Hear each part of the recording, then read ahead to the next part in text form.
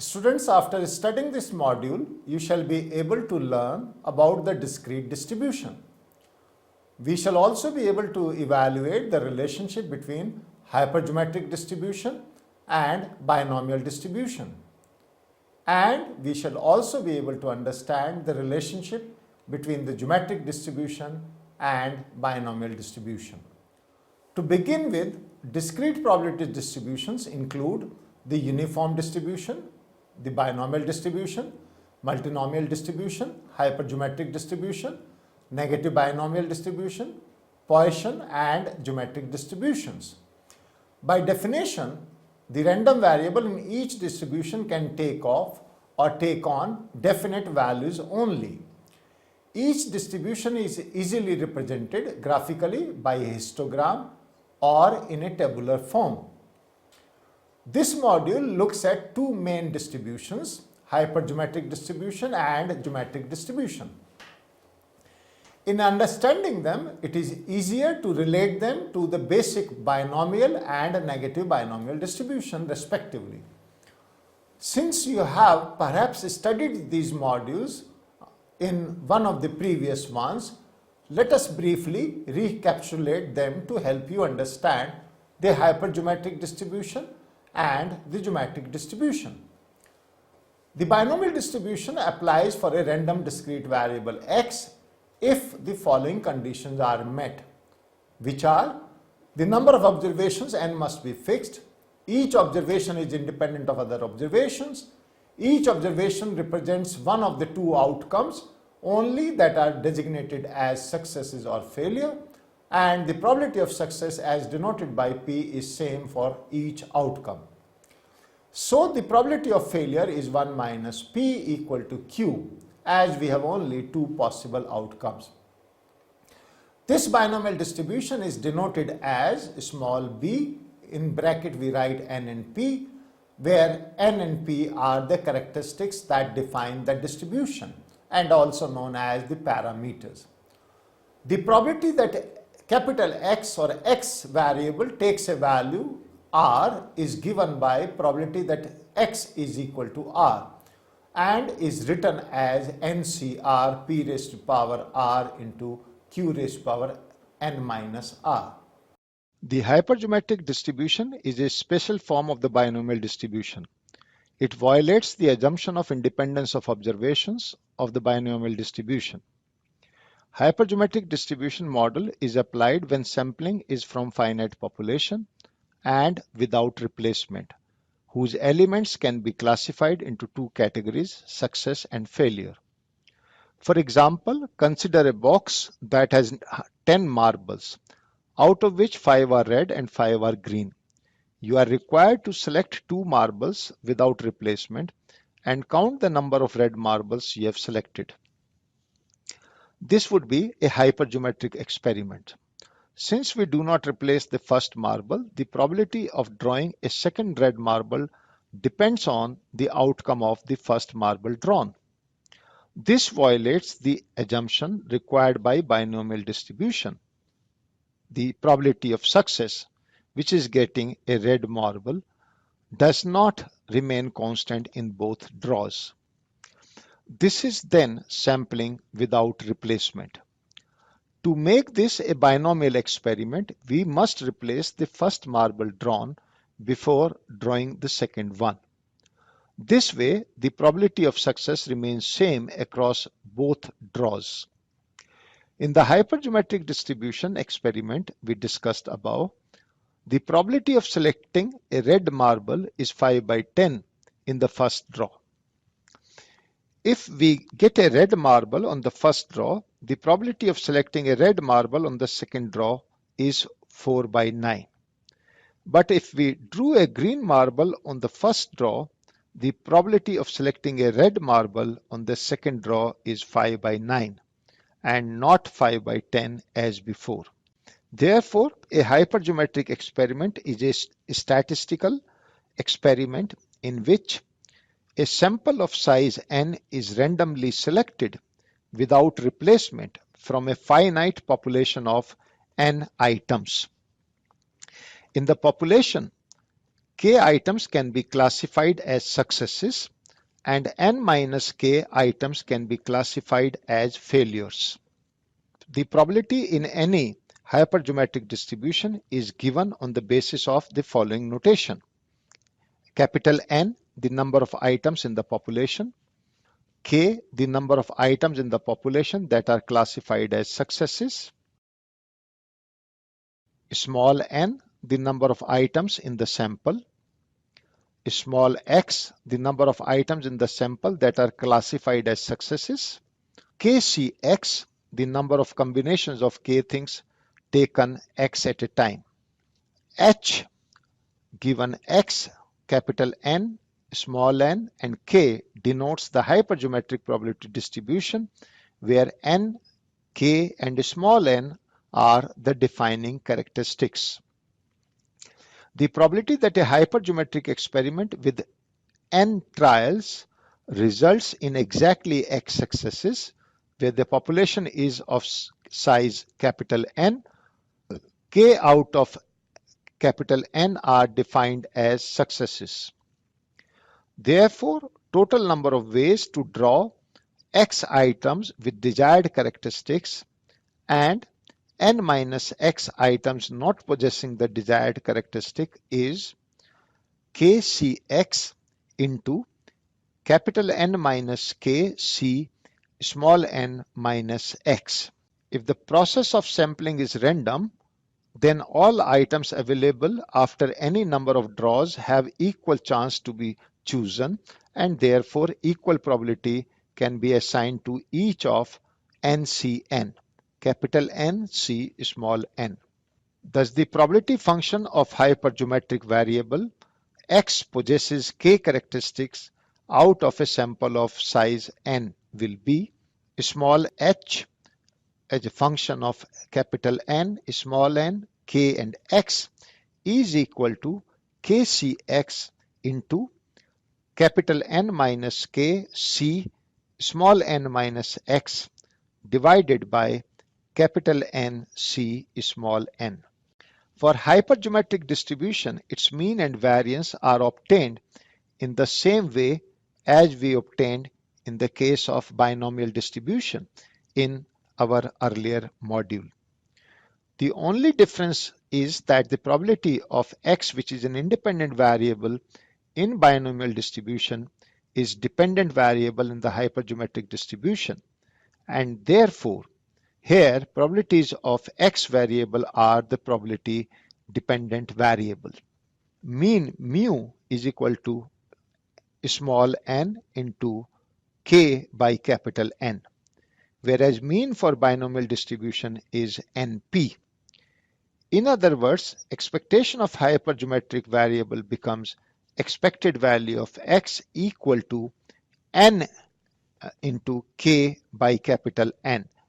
And we know for binomial distribution, expected value Ex is equal to NP, where P is equal to k by capital N. For binomial distribution, as we know, it is variance is given by Vx is equal to NPQ. By substituting hypergeometric equivalent, variance becomes variance of x is equal to n into k by small n into capital N minus k upon small n. When sampling is assumed without replacement, then a correction factor of n minus n, capital N minus small n, divided by capital N minus 1 is included. Thus, for hypergeometric distribution, variance is given by variance of x is equal to n into k by capital N into 1 minus k upon capital N into capital N minus small n divided by capital N minus 1. A box of 20 marbles has 75% blue marbles and rest are green. Assuming that 10 marbles are drawn at random, what is the probability of drawing 6 blue marbles if we do not replace each marble after a draw? Given capital N is equal to 20, small n is equal to 10, capital M is equal to 15 and X is equal to 6. Therefore, the probability of drawing 6 blue marbles and the rest 4 green marbles is the probability X is equal to 6 is equal to 15 C6 into 20 minus 15 C 10 minus 6 divided by 20 C10. This comes out to be 15 C6 into 5 C4 divided by 20 C10 and is approximately equal to 0.13545. The real-life application of hypergeometric distribution is seen in quality control procedures. Assume a supplier of microprocessors who sells them to a manufacturer of electronic equipment. The microprocessors are supplied in batches of 50. The buyer needs to test the quality of the microprocessors that he buys. Since the total volume bought is large, it is not possible to test each microprocessor in a batch. The buyer considers approving and paying for a batch if it finds that no more than 5 microprocessors in the batch are defective. It is expensive and time-consuming to check all 50 microprocessors in the batch, which requires some quality control procedure. The buyer selects 10 microprocessors from a batch and accepts it if it finds at most 2 defective ones. The probability of accepting a batch is given easily with a hypergeometric distribution. Let us consider another example in the context of business. Suppose an IT firm has a crèche facility for its women employees who have children in the age group of 3 months to 3 years within the office premises. It wants to constitute a group of employees to oversee the crèche functioning, and it wants the group to be of 5 employees with a majority of women in it. The firm sends out offers to 24 employees for their participation in this proposed group. Out of these 24 employees, only 8 are women. The hypergeometric distribution is useful in determining the probability of this group having the majority members as women as desired by the management of the firm. The finite population is of size 24 and the sample size is 5, which implies that the ratio of sample size to population size is 5 by 24 is equal to 0.21 or 21%. This satisfies the condition that a hypergeometric distribution is used when sample size exceeds 5% of the population size. The group of 5 will have a woman majority if the group has at least 3 women or more. This is possible in 3 ways. We can have 3 women and 2 men, or 4 women and 1 man, or all 5 women. The probability of 3 women and 2 men is given by 8C3 into 16C2 divided by 24C5 and is equal to 0.1581.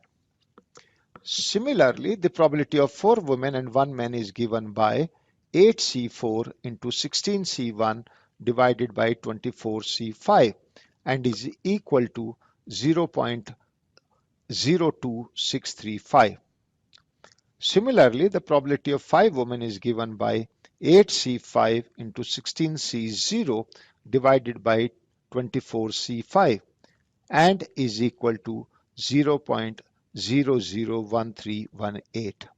The probability of having a group with women majority is then given by 0.1581 plus 0.02635 plus 0.001318.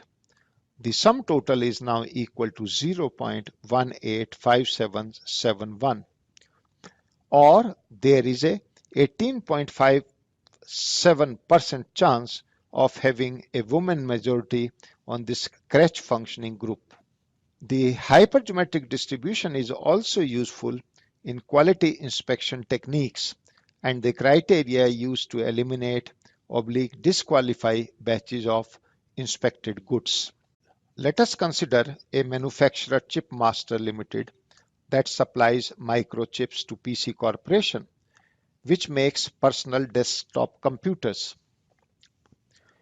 The microchips are supplied in batches of 50. PC Corporation as a buyer accepts batch after rigorous quality checks. In its inspection department, each batch is checked before being accepted, as PC Corporation prides itself on its strict quality control as a part of delivering consumer satisfaction. PC Corporation sets its own rules for rejecting or accepting a batch. Since testing each microchip is tedious, costly, and time-consuming, 10 chips are selected from a batch for testing. The batch is accepted if the number of defective chips are less than 4. It is also claimed internally by Chip Master that the probability of defective microchip is 0.1, so that 5 out of 50 chips are known to be defective. To find the probability of rejection of a batch, we can employ a hypergeometric distribution. Let X is equal to number of defectiveness in a batch of 10. Then P, accepting a batch, or probability of accepting a batch, is probability X is less than 4, which is equal to probability X is equal to 0 plus probability X is equal to 1 plus probability X is equal to 2 plus probability X is equal to 3. Probability X equal to 0 is equal to 45C10 into 5C0 divided by 50C10. So probability of X1 is equal to 45C9 into 5C1 divided by 50C10. Similarly, for PX2 and PX3, we can find it out. Now this amounts to 0.996. There is a 99.6% chance of acceptance of a batch of microchips. This distribution is also derived from the binomial distribution with an added condition. This condition is that the trials are not fixed from the start. The trials are repeated till a fixed number of successes are reached. Returning to the example we started with, assume that we want to keep drawing a marble with replacement until we get 2 red ones. In other words, instead of finding probability of getting 2 marbles in 2 draws, we are interested in finding probability of second marble in the 10th trial. Assume X is equal to 4, so that we want the probability of finding the second red marble in the 4th draw. Now this can happen in the following ways. G, G, R, R, R, Z, G, R, Z, R, Z, R. The sum of probability of these events gives us the required probability. Such an experiment is called a negative binomial experiment. Therefore, we denote NB as a function of K and P as the distribution of a random variable X in independent trials with probability of success as P, where probability of getting kth success in X trials is given by NB as a function of X, K and P and is equal to X minus 1 C K minus 1 into P raised to power K and Q raised to power X minus K. The distribution or this distribution is a special case of negative binomial distribution where K is equal to 1, which means that we need only one success. The aim then is to find the probability of trials needed for a single success. Putting K equal to 1 in the formula for negative binomial, we get G as a function of X, 1 and P to represent probability of finding the first success in X trials, which can be written as G as a function of X, 1, P equal to P into Q raised to power X minus 1. Mean of the geometric distribution is given as equal to 1 upon P and the variance is given as 1 minus p divided by p square. Suppose x is the number of times a fan switch can be used before it becomes useless or gets damaged, in terms of number of times it is switched on or off. If the switch has been switched on 200,000 times, then intuitively the probability that it will work for the next 200,000 times will be lower, taking it into account some type of wear and tear of its parts. However, memory lessness implies that the probability of lasting from 1 lakh 1 to 2 lakh switches is the same as the probability of lasting between 0 and 2 lakh switches. The switch has no wear and tear as per this property. In other words, the probabilities are not impacted by how many times it has already been used. The performance of the switch remains constant in every on-off operation, regardless of how many times it has already operated in the past. This property makes geometric distribution useful in areas where we need to test efficiency of an equipment or situations where a large number of attempts are needed or when each attempt is expensive in itself. Suppose you are launching an expensive space exploration mission. You want to know whether you will be successful in, say, less than 3 missions, since that is the number of attempts budgeted for. To understand this further, we can continue with another example, maybe a call center example. The required probability assumes that the routing equipment has no wear and tear so that its efficiency at finding the first free operator remains unchanged.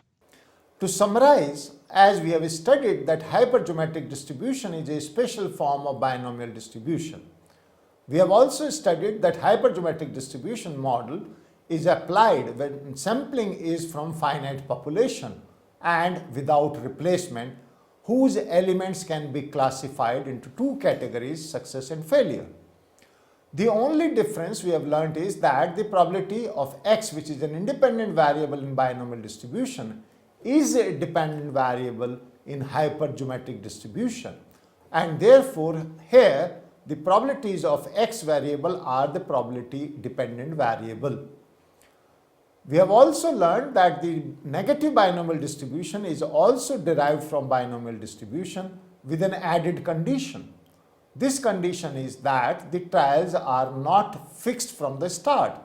The trials are repeated till a fixed number of successes are reached. Geometric distribution is a special case of negative binomial distribution where k is equal to 1, which means that we need only one success.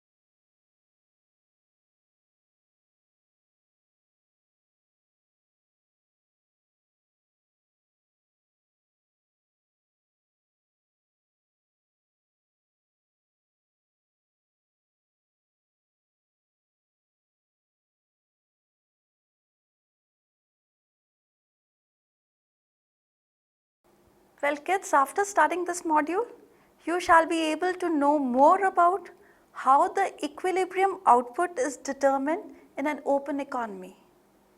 Also, you will learn how to derive the demand for domestic goods and net export functions.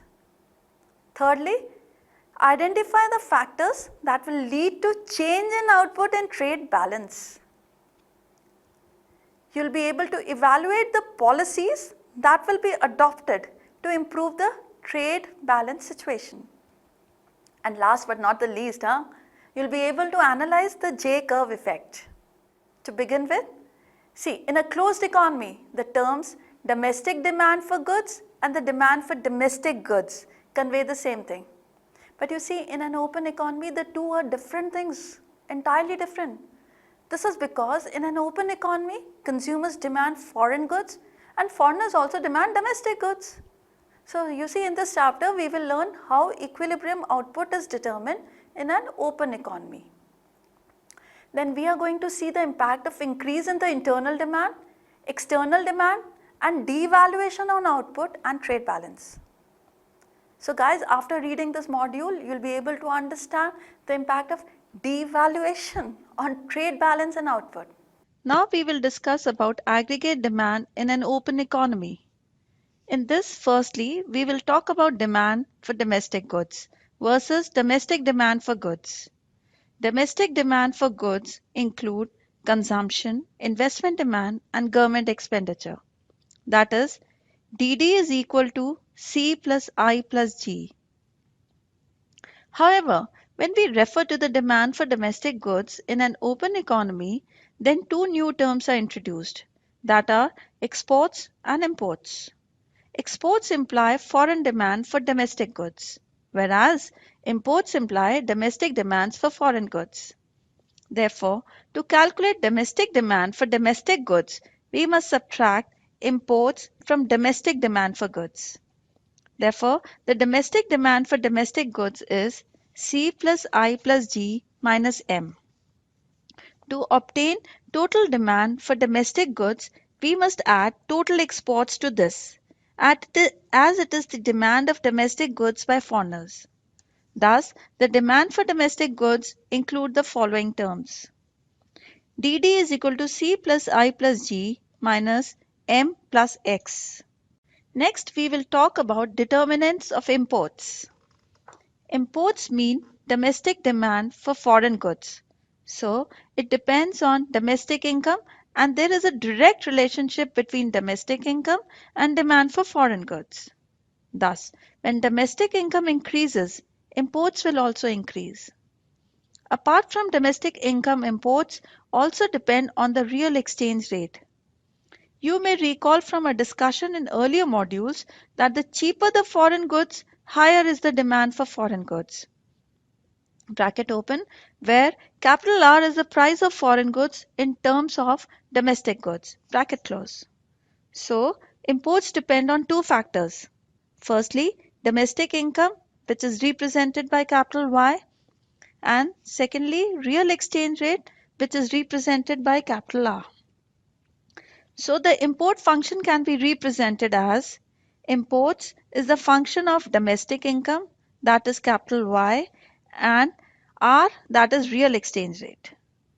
There is a direct relationship between imports and domestic income and an inverse relation between imports and the real exchange rate. Higher the domestic income and lower the real exchange rate, higher will be imports. Next, we will talk about determinants of exports. As discussed earlier, exports are the foreign demand for domestic goods. Exports depend on two things. Firstly, foreign income, which is represented by capital Y small f, and secondly, real exchange rate, which is represented by capital R. So the export function, which is also the import function of the foreign country, can be denoted as export is the function of foreign income, that is YF, and real exchange rate, that is R. There is a positive relationship between foreign income and exports, as well as between exports and the real exchange rate. Bracket open, price of foreign goods in terms of domestic goods, bracket close. Higher the price of domestic goods in terms of foreign goods, bracket open, that is lower is R, bracket close, lower will be the exports. Now, let us discuss the derivation of demand for domestic goods in an open economy with the help of graphs. To understand the concept of aggregate demand in an open economy, we need to understand the difference among the following. First, DD. It is the domestic absorption or domestic demand for goods.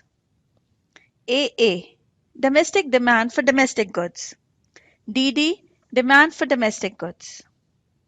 Domestic demand for goods in the bracket C plus I plus G bracket close is an increasing function of income, and it includes both demand for domestic goods as well as foreign goods in the bracket or imports. So, to get the domestic demand for domestic goods, we need to subtract imports. After subtracting imports, we get AA line, which represents domestic demand for domestic goods. As the volume of imports increases with the increase in income, the distance between the two lines, that is domestic absorption and domestic demand for domestic goods, increases.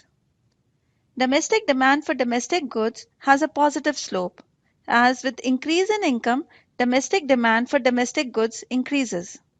But AA is flatter than domestic absorption, because when income increases, we buy foreign goods along with domestic goods.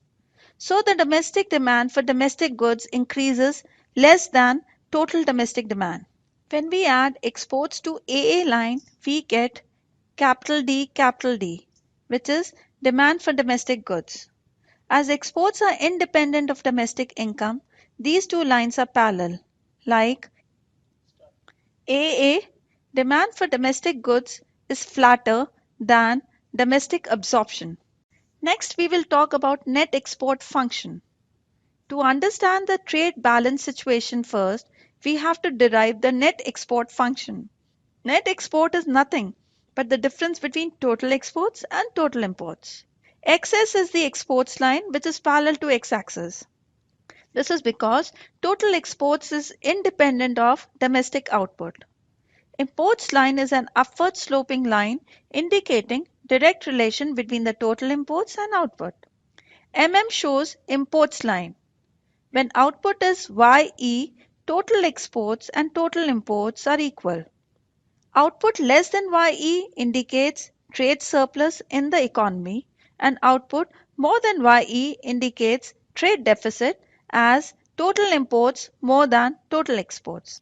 Thus, the net exports function captures the negative relation between net exports and output.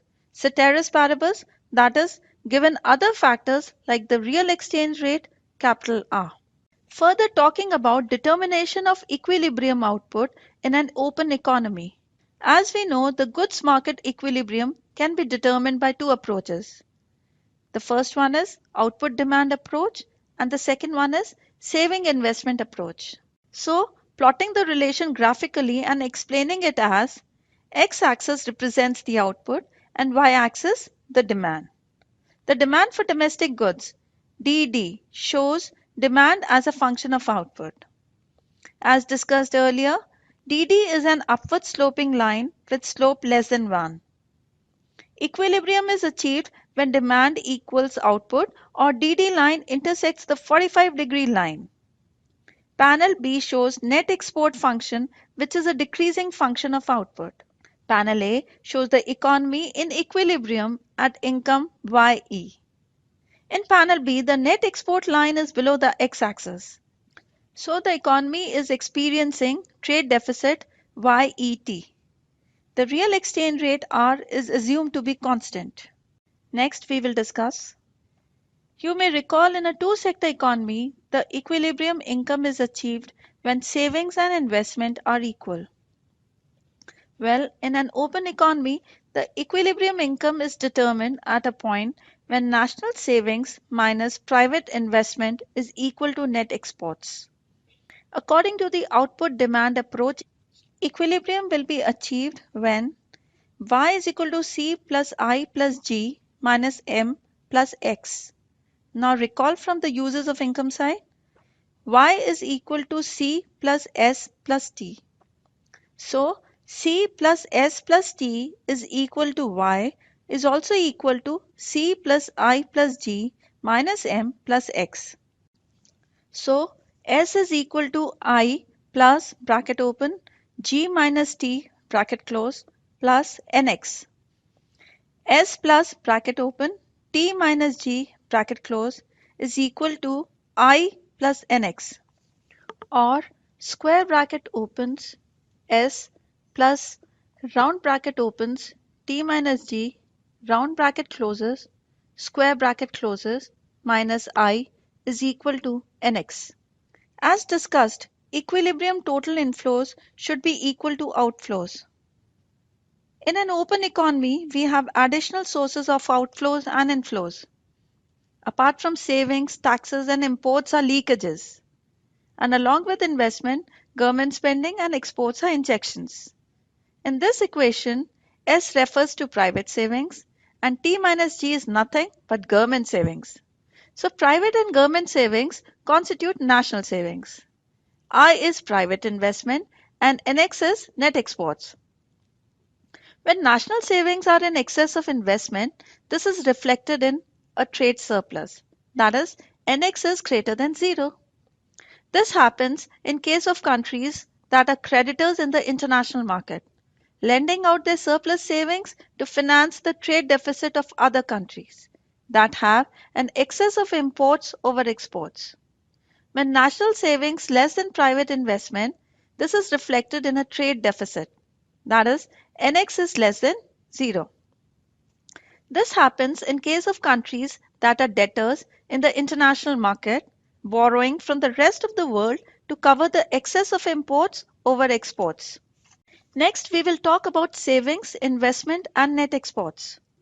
From the graph, you can see that starting point of S plus bracket opens, T minus G bracket closes is bracket opens minus small a minus G bracket closes, where A is autonomous consumption, T minus G is budget surplus, and X minus M is net exports.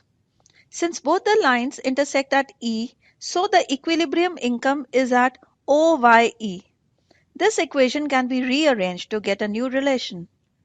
Nx is equal to S plus bracket opens T minus G bracket closes minus I. From the above diagram, it can be seen that the equilibrium output can be associated with trade surplus or trade deficit, depending on the position of the investment and savings functions. For exposition, let us concentrate on trade deficit situation only. Further, we will talk about output and trade balance, in which firstly we will discuss about factors influencing output and trade balance. We will discuss the role of the following two factors which influence output and trade deficit in an open economy. Change in demand, change in domestic demand, and change in foreign demand. Then the second one is change in exchange rate. Specifically, we will consider the case of devaluation. Next, we will talk about impact of change in demand on output and trade balance. Now let us discuss how changes in demand affect output in an open economy. When we say increase in demand, it can either be domestic demand or foreign demand. Well, let us first discuss the impact of increase in domestic demand on output. Let's start with a simple situation where the economy is in recession and there is trade balance. Suppose now the government decides to increase its spending, then let us see the impact on output and trade balance. In panel A, as discussed earlier, the x-axis measures output and y-axis measures demand. DD, which is both in capital, is the demand for domestic goods. As the DD intersects 45-degree line at E, the initial equilibrium is at E, and the equilibrium output is YE. At this point, since NX line intersects the x-axis, there is a trade balance in the economy. Then the government decides to increase the spending by delta G. So DD shifts upwards to DD dash. Due to this upward shift, the new equilibrium point now is E dash, and the equilibrium output is YE dash. But in an open economy, the increase in output will be less than increase in output in a closed economy. This is owing to the leakage due to imports. That is, a part of increase in demand is spent on imports, whereas in a closed economy, the entire increase would be spent on domestic goods. Hence, DD in an open economy is flatter, with a smaller slope reflecting the fact that the size of the open economy multiplier is less than the closed economy case. In the panel B, as the income increases to YE dash, it leads to increase in trade deficit to YE dash B. This happens because with increase in income, imports increases, but exports remain the same.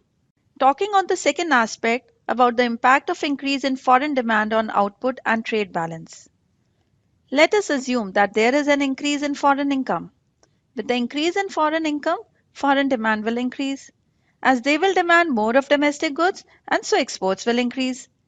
Now let us understand the impact on output and trade balance with the help of graphs. The initial demand for domestic goods is shown by DD, which is both in capital letters, and the economy is in equilibrium at E.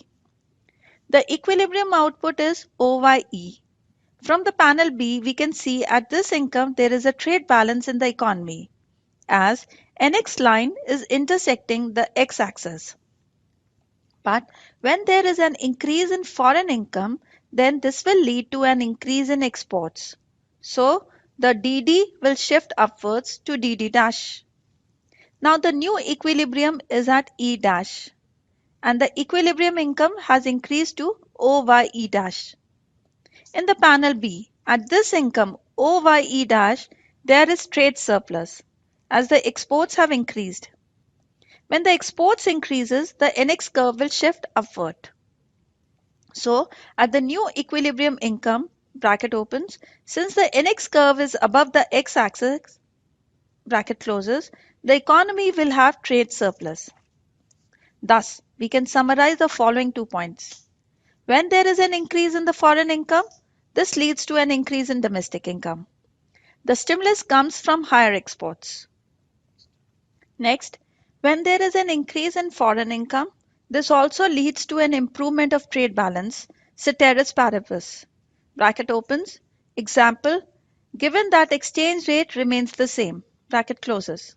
Further discussing about the impact of devaluation on output and trade balance as, suppose the exchange rate of the rupee is fixed in terms of dollars, and our government takes policy measures that result in devaluation of the rupee. This implies an increase in the nominal exchange rate, that is E. E is the price of foreign currency in terms of domestic currency. And when there is a devaluation of the rupee, the nominal exchange rate rises. Bracket opens. Say from $1 to rupees 60, it becomes $1 to rupees 65. Bracket closes. Real exchange rate is given by R is equal to EP star by P, where R is the real exchange rate, E is the nominal exchange rate, P is domestic price level, and P star is equal to foreign price level. In the short run, if we assume that prices are constant, so this devaluation of nominal exchange rate will result in real devaluation. When there is real devaluation of home currency, then it will have the following impact. Firstly, Indian goods become less expensive in USA. So the demand for Indian goods will increase, and this will lead to increase in exports. Second, with the same logic, imported goods will become more expensive, so imports will fall. However, quantity adjustments may take time, and the immediate effect of a devaluation is to widen the trade deficit, as the value of imports increase and that of exports dip, owing to the change in exchange rates. The conditions under which a real devaluation leads to an increase in net exports or to an improvement in the trade balance is known as the Marshall-Lerner condition, because this concept was developed by Alfred Marshall, and Ava Lerner. We assume that the Marshall-Lerner condition is satisfied, and when this condition prevails, let us see the impact of devaluation on trade balance with the help of a graph. Initial equilibrium is at E, and the equilibrium output is over E. At this income, there is trade balance in the economy as NX line cuts the x-axis at this point. Now, due to devaluation, net exports will increase. So the DD will shift upward to DD dash. This intersects the 45-degree line at E dash. And now the equilibrium income has increased to OYE dash. In panel B, due to increase in net exports, the NX curve will shift upwards to NX dash. At equilibrium income OYE dash, there is an improvement in the trade balance situation. In the economy, the trade surplus is SYE dash. So we conclude that when there is devaluation, then domestic output will increase and there will be an improvement in trade balance.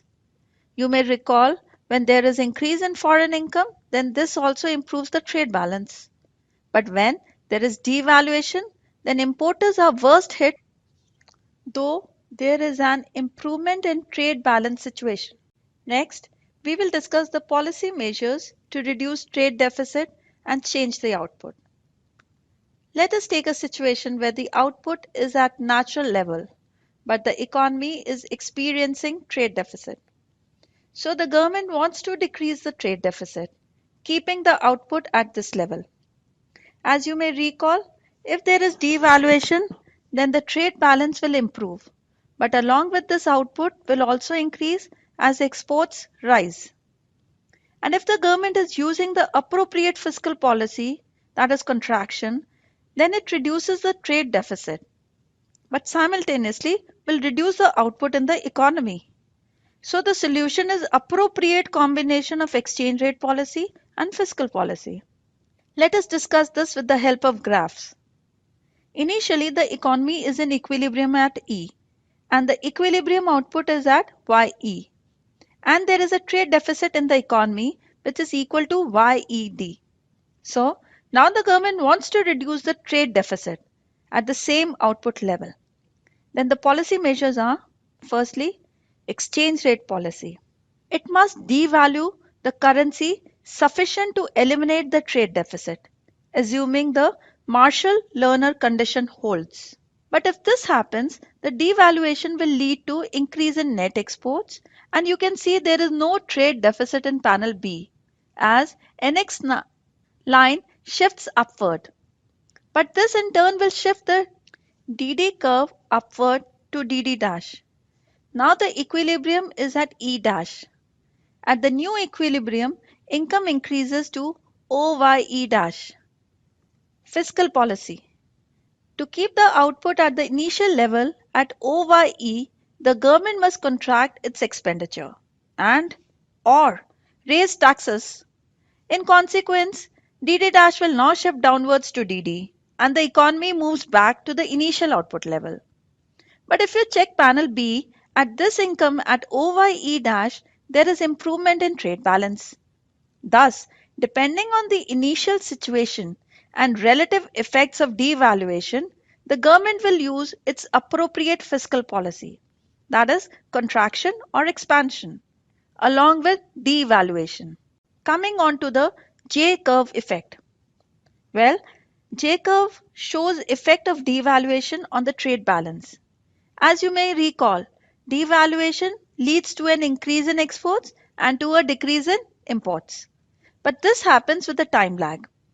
In the short run, the effect of the devaluation is reflected more in prices than in quantities. With devaluation, the price of imports increases, but the price of exports falls. But the consumers take some time to respond to the change in relative prices. Apart from this, initially the volume remains unchanged due to some pre-existing trade contracts. So in the short run, the quantity of imports and exports remain more or less the same. Since the quantity of imports has remained same but the price has increased, so the import bill will increase. Thus, it will lead to a decline in net exports. A devaluation will lead to an initial deterioration of the trade balance. But after some time, people will realize the change in relative prices and they will reduce consumption of imported goods.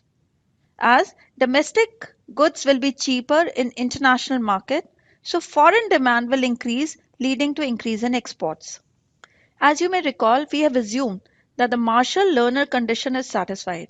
So in the long run, response of volume of exports and imports becoming strong, or you may say volume effect outweighs the price effect. Thus, we can conclude the real devaluation improves the trade balance situation in the long run. So a country's trade balance experiences J-curve effect if the currency is devalued. Let us analyze the concept with the help of a graph. The y-axis shows trade balance and the x-axis shows time. Before devaluation, the trade deficit is OD. In the short run, the volume of exports and imports remains same, but imports become more expensive. So due to increase in imports bill, the trade deficit will increase from OD to OD dash. But after some time, the volume of exports, that is X, increases and imports, that is M, falls. Due to the assumption of Marshall-Lerner condition, after some time, the trade balance will improve beyond B. Thus, the response process of trade balance to real devaluation is defined as J-curve. To summarize, first point is the equilibrium output is determined with the help of two approaches. First approach says that aggregate demand is equal to aggregate output approach. And second approach is saving investment approach. At equilibrium, aggregate output equals demand, aggregate demand for domestic goods. According to saving investment approach equilibrium, output is determined when national saving minus investment is equal to net exports.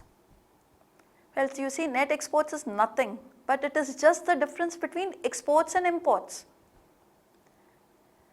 Net exports is inversely related to output and it is positively related to the real exchange rate.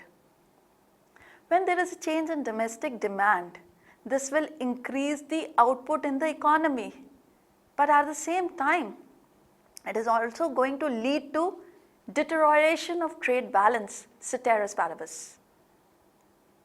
Change in foreign demand will increase the output and improve the trade balance, ceteris paribus.